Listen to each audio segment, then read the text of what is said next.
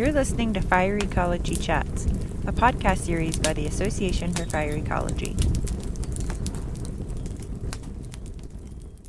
Hello, everyone. My name is Bob Keane. I'm the editor-in-chief of the internationally renowned journal Fire Ecology. Fire Ecology is published by Springer Nature and overseen by AFI, the Association for Fire Ecology. We'd like to welcome you to this version, or this Fire Ecology Chat. We have a very special guest, Clint Carney, and Clint's going to tell us all about the complexities in post-wildfire governance, lessons from the Colorado's 2020 fire, a paper he wrote and published in Fire Ecology. Clint, how are you? Please introduce yourself. Hi, Bob. I'm great. As you said, my name is Clint Carney. At the time of the writing of this paper, I was a postdoctoral research associate at Colorado State University with the Public Lands Policy Group that is led by Dr. Courtney Schultz within the Warner College of Natural Resources. I'm currently a policy specialist, you could say, with the Colorado Water Conservation Board. I've been there for just about a year now.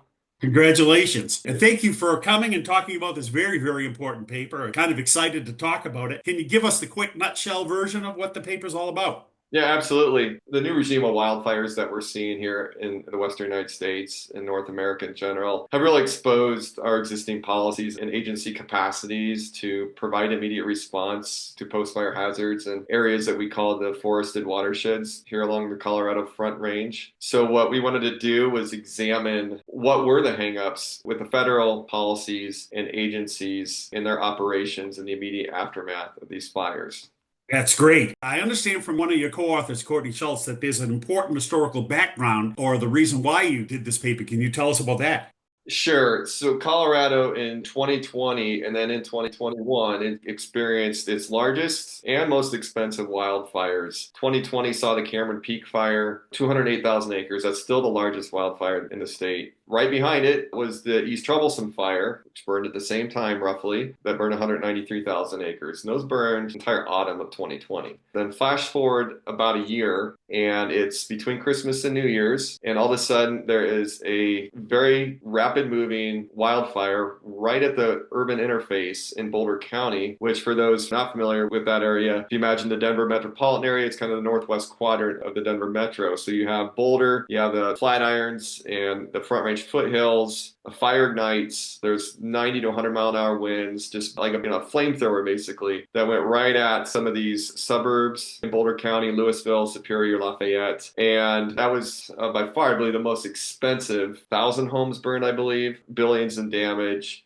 The crazy thing, obviously, about that fire is when it happened. We're not accustomed to having fires and almost on New Year's Day. Colorado delegation had a lot of questions. So in early 2022, Dr. Schultz participated in a town hall with Forest Service leaders, community leaders, and members of our delegation. And they really wanted to get to the bottom of why was the response in all three of those fires so challenging when it came to how our federal agencies engage with lower levels of government, state, county level, and NGOs and other organizations. We had unprecedented events that set up the need to start our investigation into these questions that our delegation had. Wow. So I bet everybody is giddy with anticipation about what your findings were, and I understand they were quite unique. Can you tell us about what you found?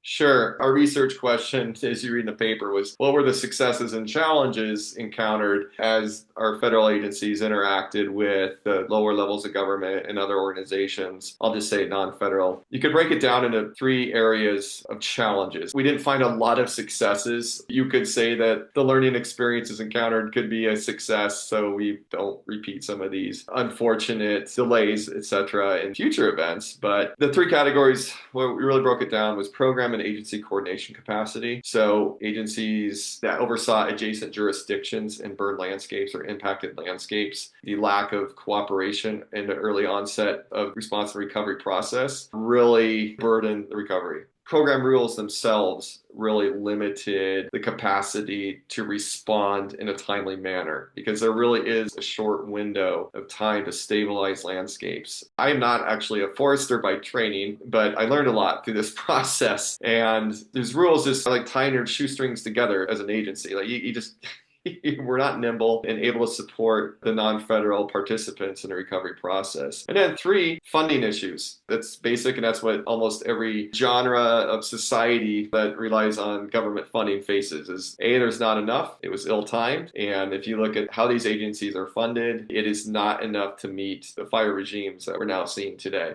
Thanks for that. Yeah, that's really important. Do you have any other take-home messages from this paper that you'd like to give to land management or research? Yeah, absolutely. So our paper was really simple in essence of what we wanted to find out. We found out what were the challenges and what would you do if you had the power to change things, talking to local leaders and other folks. Really, more funding. Let's streamline how funding gets to the landscape and to those agencies that address the needs when these events happen. Broader coordination or better coordination between the agencies that are more or less the first responders. And I didn't really go into this in my 3 areas of findings that I just discussed, but you have the Burned Area Emergency Response Program, that's under the Forest Service, and then you have the Emergency Watershed Protection under NRCS, and that focuses only on private lands. We have a map in our paper that shows different land ownerships in the affected areas of these fires. You'll see on the eastern side, especially the Cameron Peak fire, it's just checkerboard of the private lands surrounded by Forest Service land. You'll also see along the major drainages, the Big Thompson and the Cache La Poudre River, a lot of privately owned land right along the river because that's where people want to live, right? It's easy to get to and you got a nice river landscape, go down and fish, whatnot. So those areas where you had that federal and private land or federal and state land or county land, what have you. That's really where the challenges arose when it came to stabilization activities on the ground. Finding ways to have those agencies coordinate better and then also see it more in a temporal sense of long term, what happens on a burn scar 5, 10, even 15 years later, still have debris flows and flooding occur. But there's not really a consistent government federal policy that helps mitigate that landscape and helps those who are impacted by those secondary disasters. So those are things that our federal government, Congress needs to address. And our paper illustrated a lot of these challenges. Yeah, I thought that was really important. The long-term consequences of the fire is also just as important as the short-term. Hey, I understand that there is a very important outcome for this paper. Can you tell us about that? Yeah, absolutely. So during the whole process, Dr. Schultz has a lot of contacts within Congress and their staffers. So we had been continually providing them findings from our research as we were doing our analysis and drafting up the manuscript for this paper. We had communicated with Senator Bennett's staff and Congressman Negus's staff on, hey, this is what agency folks are telling us. This is what Lesson Landowners, the non-federal groups that we had spoken with. So since then, in the current Congress, Senator Michael Bennet from Colorado introduced Senate Bill 1114. I'm going to hopefully get this correct. Watershed Protection and Forest Recovery Act of 2025. So content within that was informed from our work. The building blocks of legislation like that, especially when it comes to an issue such as this, where you have so many different chefs in the kitchen, if you will, when it comes to agencies at the federal level, the state level, different governments. And then, there's a whole other aspect of this, the private landowners, that really should be the focus of a whole other set of papers. We want to understand how the agencies interacted at this time frame. Also, what we learned too, to go back to your prior question, was the importance of NGOs and local groups to help coordinate recovery activities on forested landscapes. So those were integral. How they responded was very commendable, but it also exposed some of the deficiencies of these programs. Yeah, it's really exciting that your paper, published in Fire Ecology, influenced the legislation. So congratulations on that. Let's go ahead and end with, can you recognize your co-authors and funding agencies if you wish? Yeah, absolutely. First, recognize Dr. Courtney Schultz. She was my quote-unquote boss in my postdoctoral time at CSU. Learned so much from her. Forever indebted for my time in working with her. And then Michelle Greiner was also a co-author on the paper, and she is a research associate within the Public Lands Policy Group at CSU as well. She has a lot of papers, so I encourage folks to go read some of her other work, as well as Dr. Schultz's. And then our funding was actually internal funding from within our department.